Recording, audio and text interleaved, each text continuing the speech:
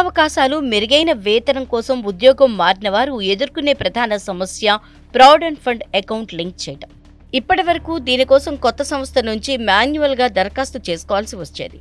ఉద్యోగం మారిన ప్రతిసారి ఈ దరఖాస్తు ప్రక్రియ తప్పనిసరిగా చేయాల్సిందే, లేదంటే పీఎఫ్ ఖాతా సీనియారిటీ లెక్కలోకి రాదు. దీంతో ఉద్యోగస్తులు పన్ను మినహాయింపు ప్రయోజనాన్ని పొందలేరు. అయితే ఇకపై ఈ ఇబ్బంది ఉండదని ఎంప్లాయీస్ ప్రావిడెంట్ ఫండ్ కొత్త రూల్ని తీసుకొచ్చింది.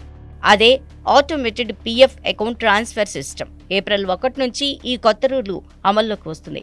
ఈ కొత్త నిబంధన ప్రకారం ఉద్యోగం మారిన సందర్భంలో సదరు ఉద్యోగి పీఎఫ్ అకౌంట్లు కూడా ఆటోమేటిక్గా విలీనం అవుతాయి.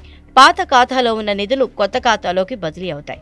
దీంతో పీఎఫ్ ఖాతాలో సీనియారిటీ విషయంలోనూ టెన్షన్ పడాల్సిన అవసరం ఉద్యోగికి ఉండదు.